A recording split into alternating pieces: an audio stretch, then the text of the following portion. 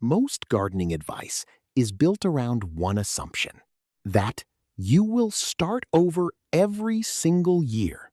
New seeds, new transplants, new money at the garden center in spring, new hope that this time the system holds. I was standing in a garden center last Saturday morning, just looking at the racks of plastic-wrapped annuals. Everyone around me was loading carts with $5 trays of lettuce and tomatoes that, if we are being honest, will be dead by October. And it hit me. We have been trained to treat gardening like a grocery subscription. We pay for the seeds, we pay for the water, we pay for the work, and then we do it all again next year. I put the tray I was holding back on the rack and walked out. Because if you are still buying new seeds every March, you are not growing a garden. You are managing a temporary exhibit. Nobody in gardening content says this clearly because replanting sells more seeds. But there are 7 specific plants that, once established correctly in your conditions, will produce food across multiple seasons, return on their own, or stay in the ground year-round without you touching them again. Not theoretical plants. Not plants that work in one narrow climate window. 7. That is the number. And by the end of this video, you will know exactly which ones, and more importantly, why their biology makes them structurally different from everything else you have been told to grow. Before I go further, let me explain something. There is a concept called survivorship bias. It means we only hear about the plants that worked for the people who kept gardening. The failures stopped writing blog posts. So the advice that circulates online is filtered through the people whose soil, climate, and luck aligned. What gets recommended most is not always what performs most broadly, it is what performed for the loudest voices. The reason this matters here is that the 7 plants I am walking you through were not chosen because they are popular. They were chosen because their mechanisms, the way they actually grow and regenerate, make them structurally reliable across the widest range of conditions. That distinction matters more than it sounds. Meet Miriam. She is 42, works full-time, and for 3 years she ran what she called the Pinterest garden. Raised beds, perfect rows, 15 varieties of heirloom tomatoes. By year 3, she was completely burnt out. 1 heat wave while she was at work. 1 week where she did not have time to prune. The whole system collapsed. She told herself she just did not have a green thumb. But Miriam did not have bad luck. She had high-maintenance plants that required constant supervision and a gardening industry that never told her there was another way. She shifted to what I call the one and done framework. That is where the shift happens. 1. The Egyptian walking onion. Most onions are a pain. You plant the bulb, you wait, you pull it up, and then you have no onion plant left. The walking onion is different. It grows a cluster of small sets at the tip of the stalk. When they get heavy, the stalk bends, the babies touch the ground, and they root themselves. It literally walks across your garden. Plant these once, and you will have green onions every month of your life until you decide to move houses. The mechanism is self-propagation. It does not need you to replant it. It replants itself. If the relief of that idea is landing right now, if you are feeling what it would mean to never start from zero in spring again, hit the like button. That is exactly the version of gardening more people need to hear about. 2. Asparagus. I know. It takes 2 to 3 years before you get a significant harvest. That is the reason most people avoid it. It is also the reason it belongs on this list. Because after that establishment period, asparagus produces for 20 to 25 years from a single planting. 25 years. The crowns spread underground, the harvest increases each season, and you do nothing except mulch in autumn and cut the spent ferns back in late winter. Imagine a plant you put in the ground this season that your children could still be harvesting when they are in college. We have been trained to prioritize speed over legacy. Asparagus is the argument against that entirely. The patience is real, so is the return. Here is the part that changes everything, and I need you to actually stay with me here. Most gardeners measure productivity in seasons. This plant produced this spring, that plant produced this autumn. We track it year by year, as if each year is its own separate thing. The plants that actually feed you across a lifetime do not work on that timeline. They work on a different logic, one where the first year or two looks like almost nothing, and then something shifts, and the return becomes disproportionate to the effort in a way that does not make sense until you are standing inside it. Think about it this way. Annual gardening is a rental agreement with nature. Every year you pay the rent, seeds, labor, replanting, but you never own any equity. Perennial gardening is a mortgage.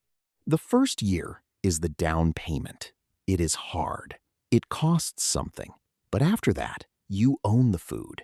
The industry has convinced most gardeners that renting is the only way to live. It is not.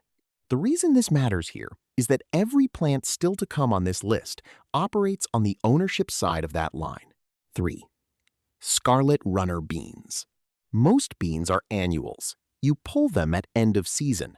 But in many climates, the scarlet runner bean grows from a tuberous root, and even when frost kills the vine, the root stays alive underground. Come spring, it explodes back without you doing a single thing. A vertical protein source you never have to resow.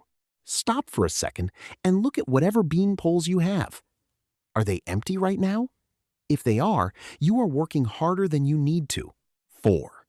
Jerusalem artichoke. Plant the tubers once, harvest some in autumn, leave the rest in the ground. They multiply underground through winter and push new growth in spring without any assistance. Here is the warning, and it is worth naming plainly. These spread enthusiastically. A tiny piece of root left in the soil will grow a new plant. Give them a contained bed or a spot where spreading is acceptable. If you manage that one variable, you have a plant that produces substantial caloric yield, requires almost zero inputs, and returns every year without replanting. As always, if you have an existing condition in your soil or a very small space, factor that in before you commit to a location. This is information, not a prescription. Your conditions determine whether this is your best option or your third best one. 5. Rhubarb. Rhubarb handles neglect better than most people handle a bad week. You do not need to fertilize it. You barely need to water it once the roots go deep. It just exists, producing for decades, asking almost nothing in return. It is the plant that rewards you specifically for leaving it alone. Actually, I want to pause here for a moment because I want to be honest about something. When I started putting this list together, I was going to build it entirely around caloric output per square foot. That was the organizing principle. But the more I dug into the mechanisms, specifically what happens underground in a bed that never gets turned, the frame shifted completely. So we are going somewhere different than I originally planned, and the last two plants are where that shift becomes most visible. 6. Sea kale. This is the one your neighbors will not recognize. Sea kale is a brassica, the same family as broccoli, but it lives for years. Instead of the single harvest of a cabbage head, you harvest the shoots and leaves continuously. It breaks the cycle of the annual brassica bed that the cabbage moth destroys every summer. One plant. Indefinite seasons of production. That is the mechanism. I call it the perpetual brassica. And once you see it, you cannot unsee what is missing from every garden that does not have it. 7. Sorrel. While everyone else's spinach is bolting and turning bitter the second the temperature hits 80 degrees, sorrel is thriving. It is a lemon-flavored perennial green that comes back every single year, often pushing through the ground in late winter before anything else is even thinking about waking up. There is a moment in late March when the ground is still cold, when the garden looks like it is still deciding whether to wake up, when sorrel is already there. That is what you are actually planting, not just a plant, that moment. It is the bridge. The thing that makes eating all year a reality rather than a slogan.